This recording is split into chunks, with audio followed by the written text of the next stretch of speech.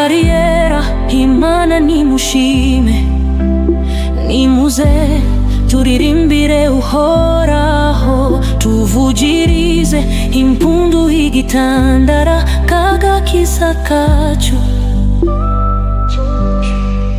Tuje mu nyonga ziwe tumushima, tumuvugirize impundu n'indirimbo, kuko Uhoraho ari Imana ihambaye, n'umwami ahambaye asumba ibigirwamana. Ikuzimu hari mu kuboko kwiwe, kandi impinga z'imisozi miremire nazo ni ziwe.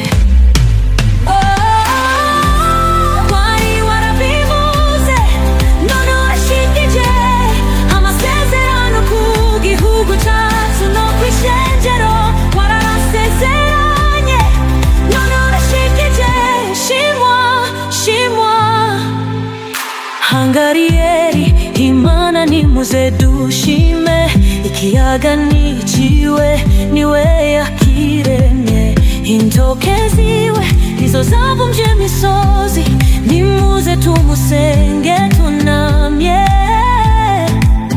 dupfukamire Uhoraho umuremyi wacu, kuko ari we Uhoraho Mana yacu, natwe turi abantu bicanye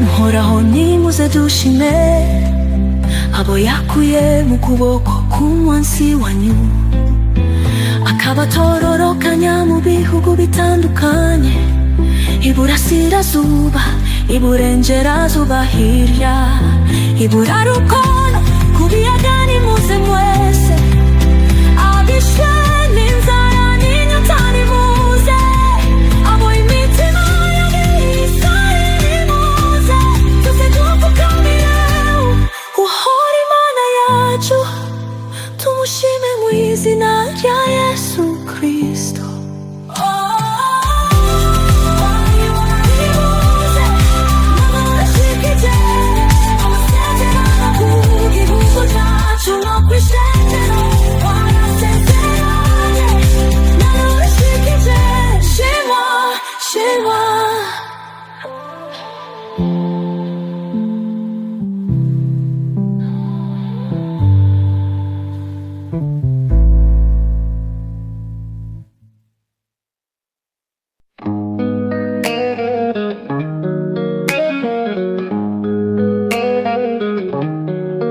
Numvira imvugo z'abarongozi batandukanye, kenshi baribesha kandi bakabeshera abandi, bavuga ngo abansi b'igihugu babononeye imigambi, kandi imigambi bafise atariyo igihugu.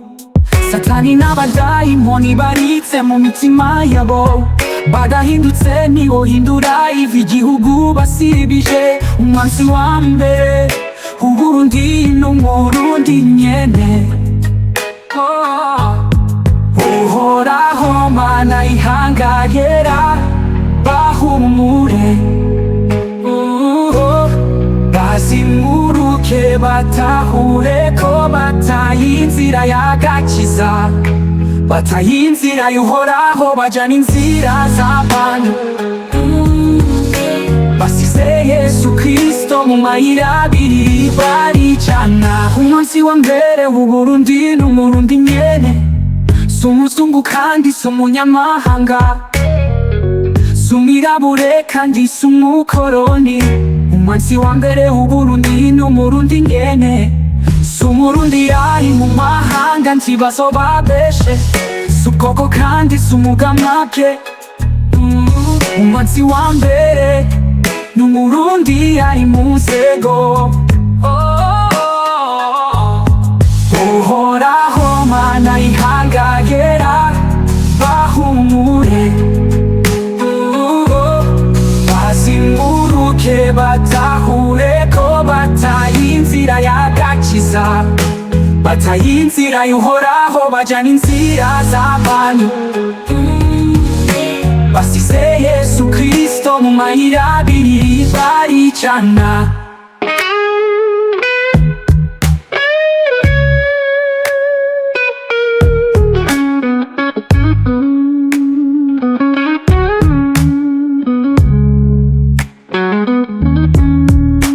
barabesha bakabeshera n'abandi uwanse kurangura amabanga kuneza y'abarundi bose uwo niwe mwansi umwansi w'Uburundi n'usahura igihugu n'ugiturire akarenganya abandi uwihuma amaso akareka igihugu kikarwa mu kaga uwo niwe mwansi w'abarundi twese uhoraho mana ihangagera bahumure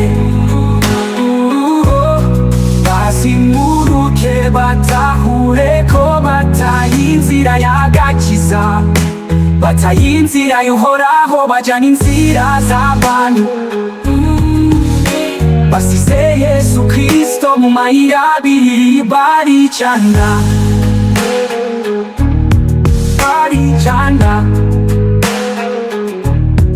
baricana Imana isumba byose ingutembagaza ingoma y'abaro mu gihugu c'Uburundi witoranije uhoraho Imana ihangariye ingo usanga ngure ibicaniro vy'abayari n'ishavu ryawe wakunze ihanga ryawe rirarushe mana barundi turararushe iryo niryo sengesho ryambere amashagaje imisozi yose igize igihugu c'Uburundi mwami wacu Yesu Kristo ni Burundi ukore nko mu rusengero Yerusalemu mubitse ibizira usohora abasuma n'abambuzi bo mu madini n'amashengero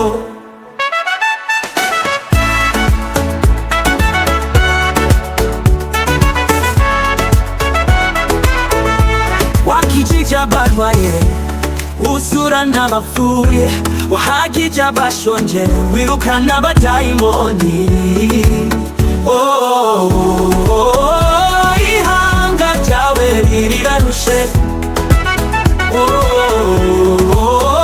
mana barundi turararushe iyo niryo sengesho ryabera bashagaje ku misozi yose igize igihugu c'Uburundi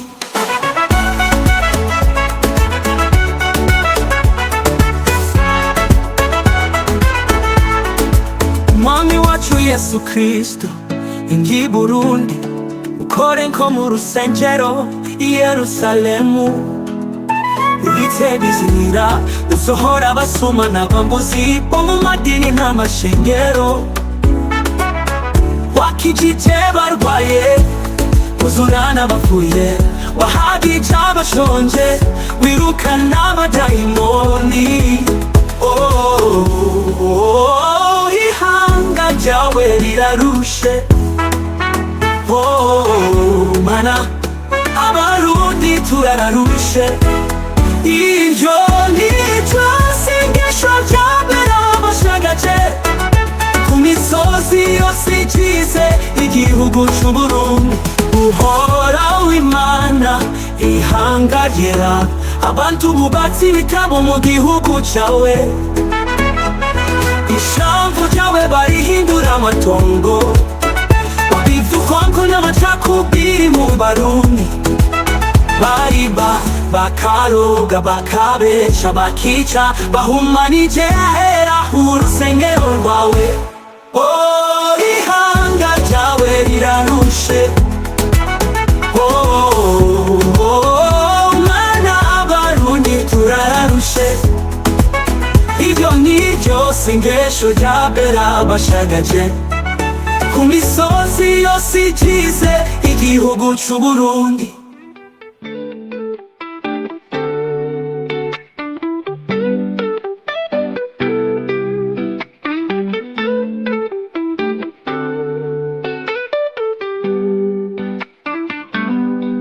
Hangarira natoranije mushikame muramanga,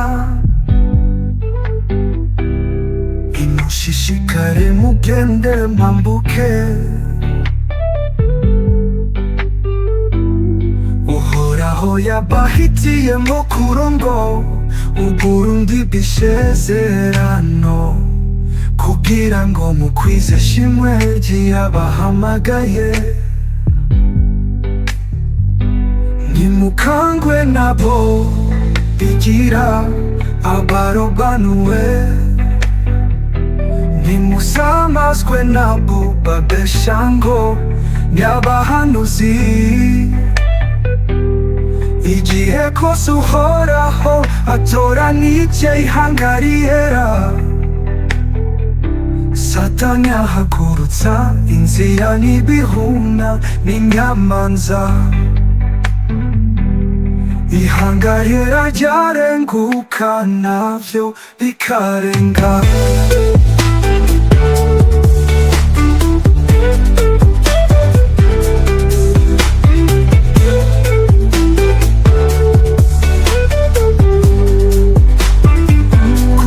Uhoraho yagusize amavuta, aguhamagara mu izina. Uhoraho agufashe ukuboko kw'iburyo kwicaritse ku nganji. Uhoraho arasiribanza amahanga ku bwawe, akinyuruye inkindi z'abami, amenaguye inzugi z'impinga. Avunaguye ibihindizo vy'ivyuma ku bwawe. Nimusamazwe nabo babesha ngo ni abahanuzi. Igihe kose Uhoraho atoranije ihanga rihera, Satani ahagurutsa inzira n'ibihuna n'inyamanza. Ihanga rihera ryarenguka navyo bikarenga.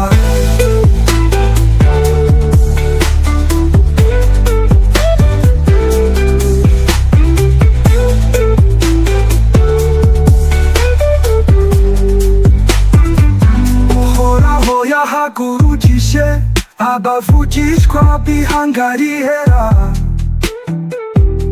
bashikiriza amahanga imburi n'ubuhanuzi. Nimwambuke mushishikare mugende mwesheshwe, muririmba amashimwe Uhoraho Imana yacu.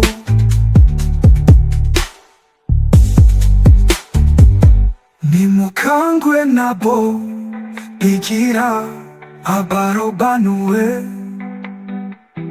nimusamazwe nabo babesha ngo ni abahanuzi. Igihe kose Uhoraho atoranije ihanga rihera, Satani ahagurutsa inzira n'ibihuna n'inyamanza. Up on the top of the prayer mounds to cry out to God. My heart was so sorrowful, tears running down my face, seeing how our nation of Burundi is deeply plunged into poverty, ignorance, hatred, and shame. The society became wicked by witchcraft and injustice. So I pray, dear Lord, heal our nation, and we will serve you. Ooh, God answered, Ihanga, lead my people to holiness, and I will give health and wealth to your land. And I said, thank you in the name of Jesus Christ, Lord.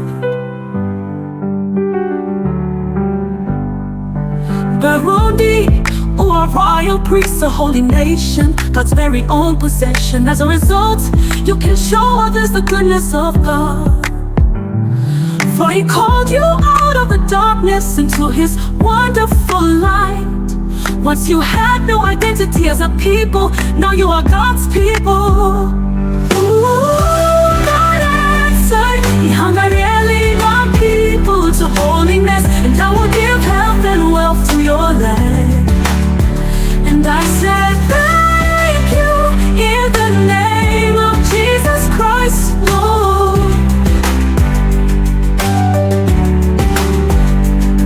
Burundi, you shall be called the priests of the Lord. Instead of your shame, there shall be a double portion. Instead of dishonor, you shall rejoice.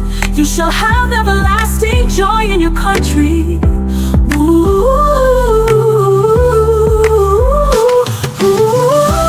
God answered, He hung a really my people to holiness, and I will give health and wealth to your land. And I said, thank you in the name of Jesus Christ, Lord, Lord.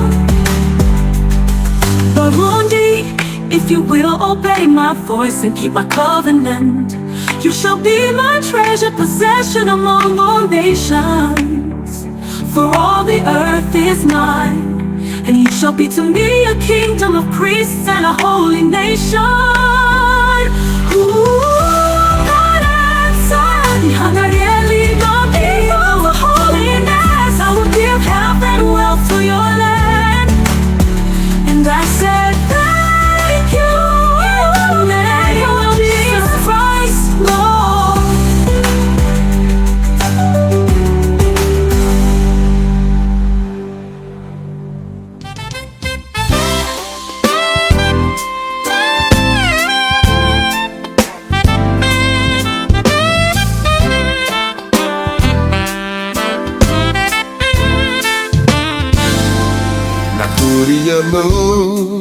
Muriango w'abakozi b'Imana, isumba byose kabona.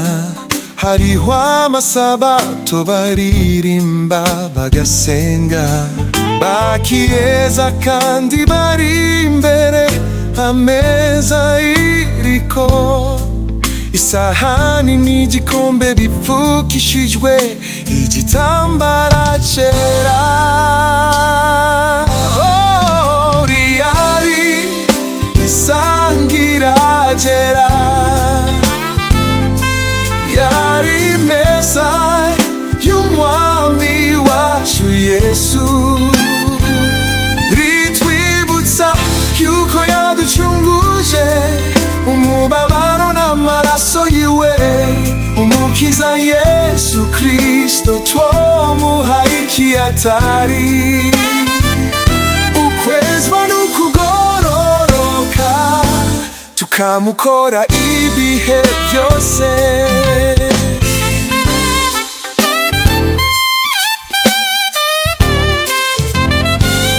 Ico gihe tweje abana baradusora,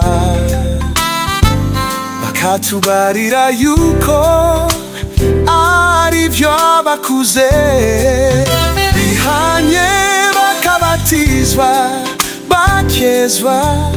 Ndi hanze naguma nibaza ninzokura, yari kugira ngo nanje nje kurya mukate usosa, nywere no kuri kirya gikombe cyo kwibuka umwami umukiza wacu Yesu Kristo. Riyari isangira ryera, yari meza y'umwami wacu Yesu, ritwibutsa yuko yaducunguje umubabaro n'amaraso yiwe. Umukiza Yesu Kristo twomuhaye ikiatari, ukwezwa kugororoka mukorera ibihe byose bisangira jera imeza y'umwami Yesu nicageze twahawe kandi ijuru rishingira intahe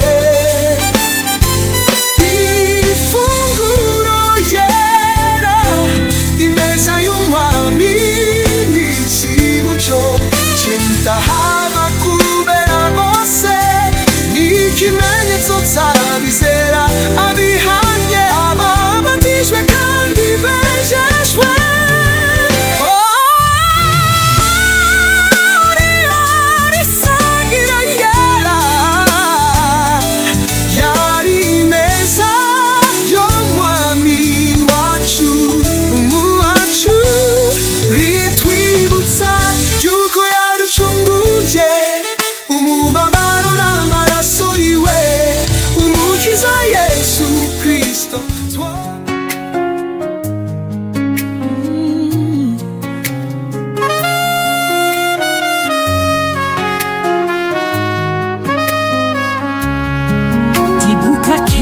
nkiri muto nijira mu madini y'umwigisha yatujanye ku ruzi yatubatiza mu mazi akanye mu mazi nka atatu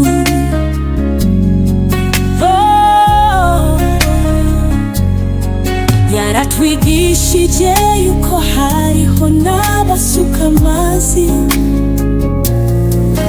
kuruhanga mu masengero iwabo hari nk'abandi mabona mu mazi gatatu mugoge w'iwabo hariho n'abadakora umubatizo n'umwe kandi bose bishimiye iciza ivyanditse weho mubatijwe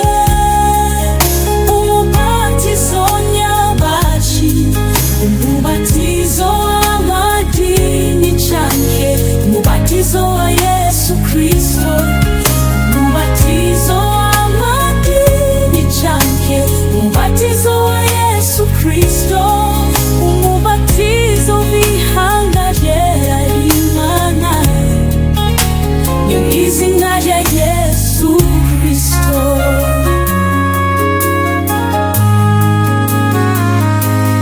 maze gukura narondeye mu vyanditswe vyera umuntu yabatijwe mu mazina atatu ndamubura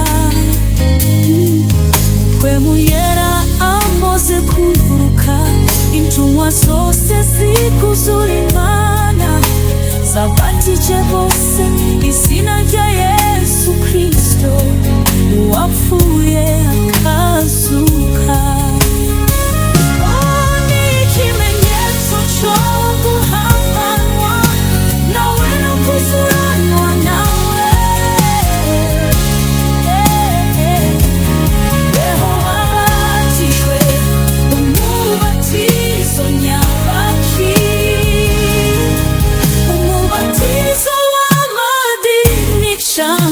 umubatizo wa Yesu Kristo umubatizo w'amadini canke umubatizo wa Yesu Kristo umubatizo w'ihanga ryera Imana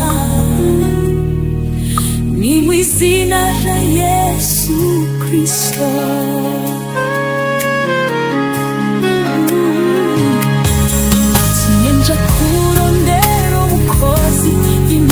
avyumva kugira wamatize umubatizo w'abana b'Imana izina rya Yesu Kristo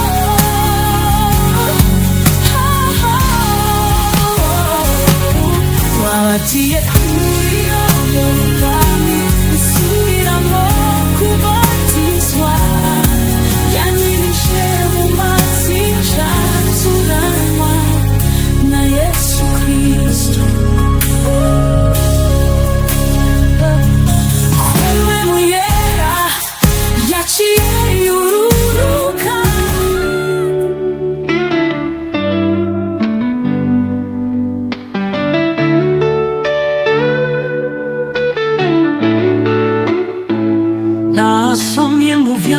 Umva ijambo rivuga riti ewe muteramyi ubona ijoro rigeze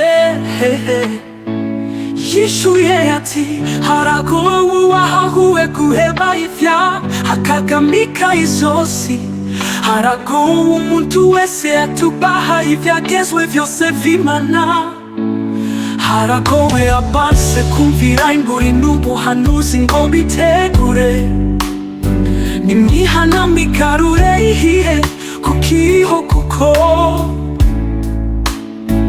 abo ntibazobira ingoma ihanga ryera aho hatazoba uburenganwa ntihazoba basegerereza kandi ntihazoba barararubunda kuko Yesu Kristo azoba yimye ingoma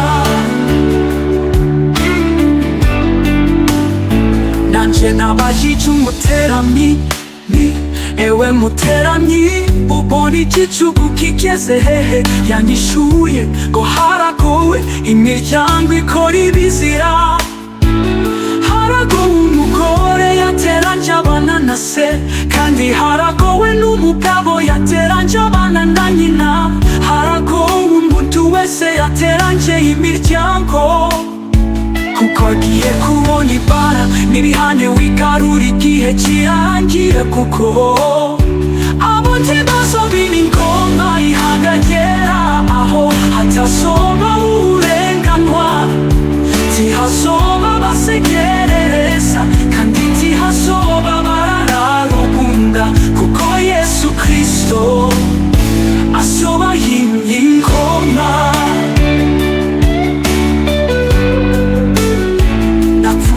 telefona mw'ijuru baza umuteramyi nzi igihe kigeze hehe yanyishuye gisango yageze umumarayika yururutse gukora inkono yahiye ageze kwarura harahiriwe abumviye imburi n'ubuhanuzi ihanga ryera bakihana bakigarura bakezwa harahiriwe abavavanuye namuko imigambye amadini n'ivyaha kuko bagiye kubona ingoma ihanga ryera nibihanye ngo bitegure igihe kikiriho abo ntibazobira ingoma ihanga ryera aho hatazoba uburenganwa ntihazoba basegerereza kandi ntihazoba barararubunda kuko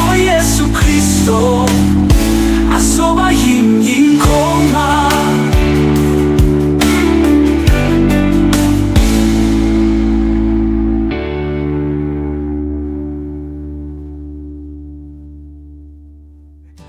Dear Lord Jesus, I know that I am a sinner and I ask for your forgiveness. I believe you died for my sins and rose from the dead.